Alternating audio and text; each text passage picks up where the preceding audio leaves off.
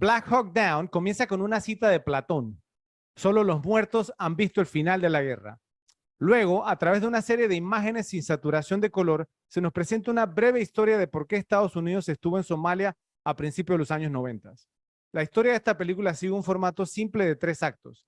La preparación para la guerra en sí, es decir, la parte principal de la película que incluye la lucha, el redondeo de refuerzos y el cuidado de los heridos, y las secuelas. Puede que esta no sea una de esas películas de guerra cuya trama incluye más que solo guerra, pero está bien. Sigue siendo una película de guerra cautivadora y tensa que muestra los riesgos de vida o muerte que asumen los soldados en el campo de batalla. Ninguna película de guerra que yo haya visto muestra tan vívidamente la batalla desde diferentes perspectivas. Combatientes en el suelo y en los tejados. Otros cientos de metros por encima de ellos bajo las hélices giratorias de los helicópteros. Y oficiales en áreas protegidas observando la debacle en monitores de video, tratando de generar ideas sobre qué hacer. En medio de todo esto se encuentran burros, gatos e incluso columpios para niños, como si lo que está sucediendo no fuera lo suficientemente surrealista. Esta es una trágica película antiguerra que logra celebrar el espíritu guerrero que solo unos pocos poseen mientras evita la politización pesada e innecesaria. El film se atrevió a mostrar una incursión militar estadounidense profundamente comprometida y equivocada, con una brutalidad necesaria e inquebrantable, con una crítica geopolítica astuta.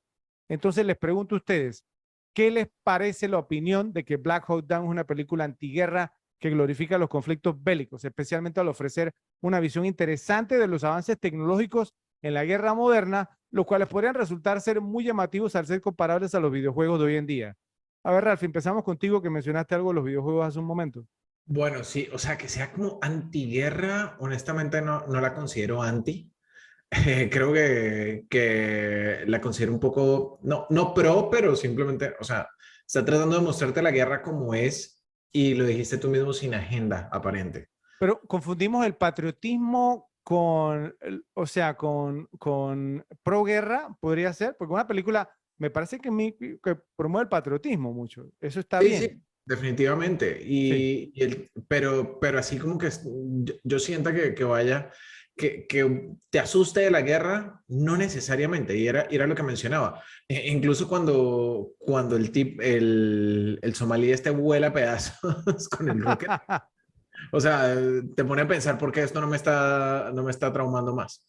Eh, digamos, el tema de mostrar la guerra como un videojuego es interesante porque, o sea, no sé, no siento que tampoco te haga llamativa la guerra. O sea, te pone a pensar qué harías, pucha, 1997, la tecnología todavía estaba un poco, digamos, menos avanzada que ahora. Pero el evento este fue en el 93. 93. Eso, 93, 93, perdón. sí. Bueno, Ahora mira que la escena que tiene Joe, o ujú, sea, en su fondo, sí. actualmente, o sea, esa fue como, si me preguntas a mí, la que le puso el tono a la película, porque cuando cae el halcón negro, obviamente que el nombre de la película, ¿sí? Cuando dicen, we got a Black Hawk down, we got a Black Hawk down, o sea, hay un halcón negro caído, y entonces cuando sale esa escena y luego entonces hace como la transición al monitor que está viendo Garrison y el otro, o sea, ahí es donde tú te das cuenta que estás viendo una película diferente, ¿sí? Porque no Ujú. solamente, digamos, se está hablando por radio, sino que también hasta cierto punto los que toman las decisiones están viendo lo que está pasando también en sus monitores, como acabo de mencionar. Y a eso iba, de pronto eso es como lo más parecido a un videojuego y Por lo eso. más deshumanizante es que el que está tomando la decisión no está ahí adentro. O sea, está por allá en un war room, en un cuarto de guerra, viendo cámaras y moviendo peones. Y eso es increíble, o sea, y no digo increíble en el buen sentido de la palabra. Creo que las guerras serían diferentes si el que toma las decisiones está ahí adentro. Mm, a ver, Joe, ¿tú qué opinas? Sí, o sea, yo tengo que concordar con Rafa, no la considero para nada antiguerra.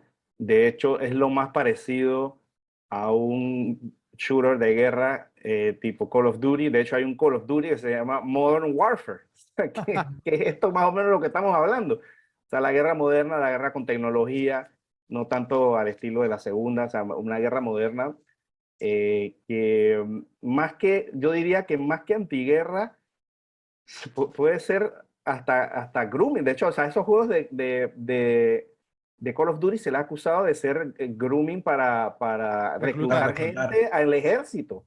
O sea, Ujú. simplemente porque le gusta todo ese tema y ver cómo está la tecnología ahora, el conflicto armado, obviamente, en un videojuego, pues eso muchas veces se le ha acusado a esa franquicia Ujú. de eso, a esa y la otra creo que se llama Battlefront, se llama la otra. Espérate, creo que está Modern Warfare, yo lo tenía en PlayStation 3 y ese era el que tenía la misión en Panamá, ¿no?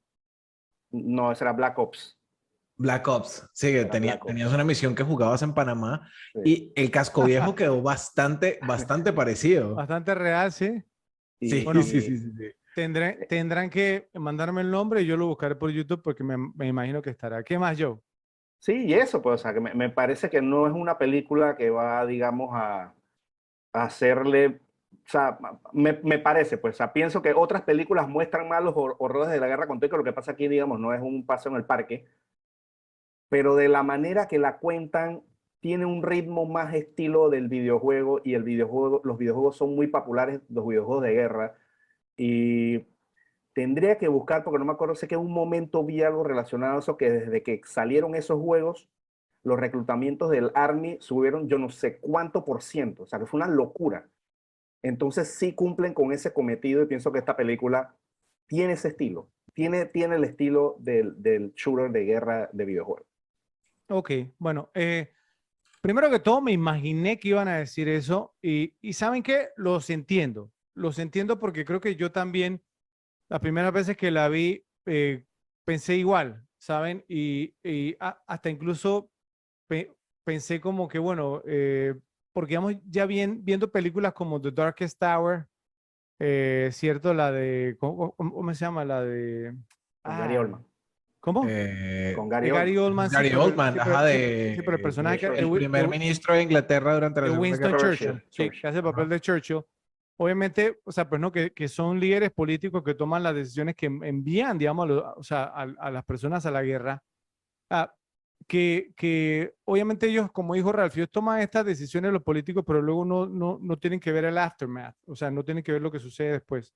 Entonces, por eso les digo que, o sea, que los entiendo, pero ahora les voy a explicar, digamos, el por qué yo pienso que esta es una película antiguerra, aparte, digamos, pues no, de esa escena del general Garrison limpiando la sangre, ¿cierto? Digamos, cuando ya llegaron los soldados y él agarra como un trapo y empieza como a tratar de ayudar, ¿cierto? O sea, como limpiando la sangre que donde él está viviendo, digamos, o sea, pues en carne y hueso, y está experimentando, o sea, el resultado de la decisión que él tomó de hacer la redada en el momento en que la hizo. Pero realmente la razón por la que considero que sea antiguerra es porque la película da la impresión de enviar mensajes contradictorios sobre la guerra y por qué los hombres parecen lucharlas mientras que a la vez luchan contra ellas.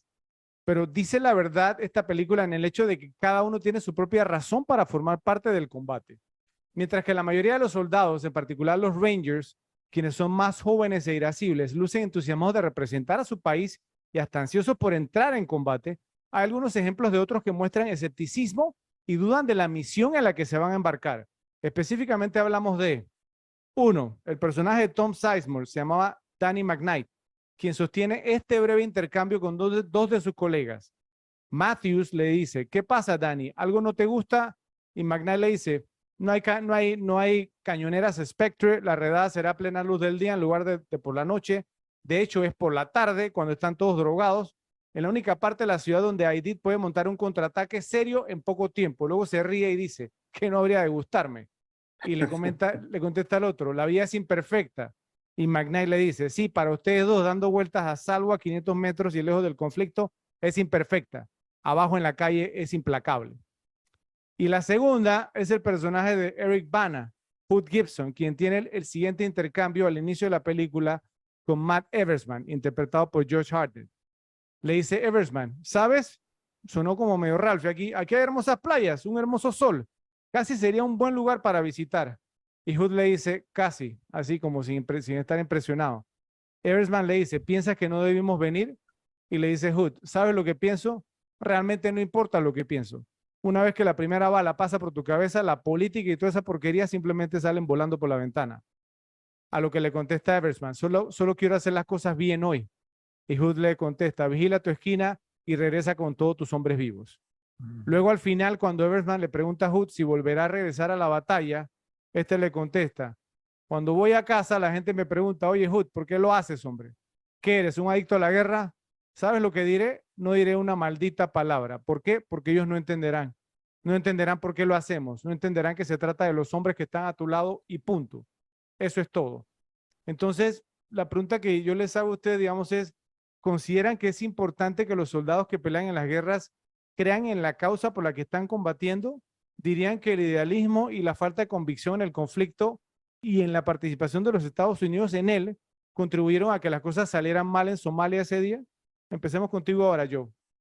Sí, total. O sea, cuando los mismos soldados, o sea, por ejemplo, guerras que Estados Unidos tuvo grandes éxitos, la Segunda Guerra Mundial, por ponerte un ejemplo. O sea, porque ya ellos fueron víctimas de los ataques.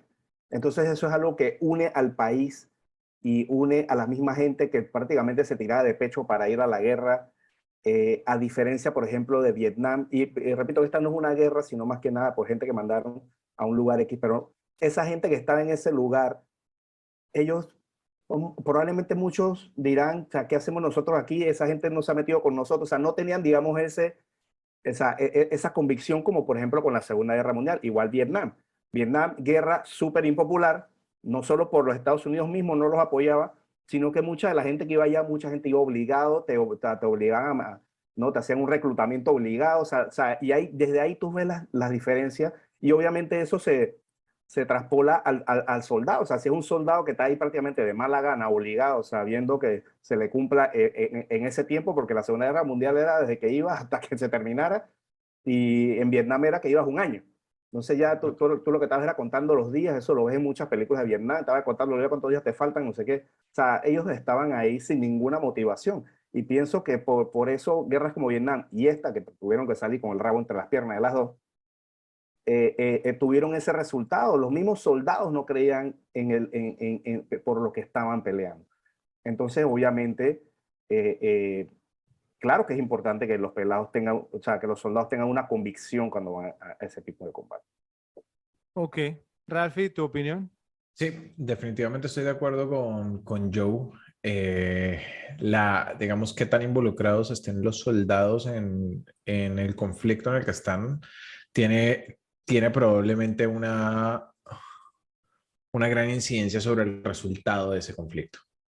Y caso Segunda Guerra Mundial creo que es el mejor ejemplo. O sea, se lograron básicamente lo que parecía imposible en algún punto, que ya lo habían intentado varios países y estaban sufriendo mucho. Creo que no siempre los mejores soldados son los que creen en el conflicto, eso es diferente. Los que creen, digamos, perdón, que tienen ese sentido de patriotismo, simplemente hay gente que es buena siendo soldado, pero como comunidad general, o sea, como ente, sí tiene que haber un involucramiento sentimental con el conflicto. Ok.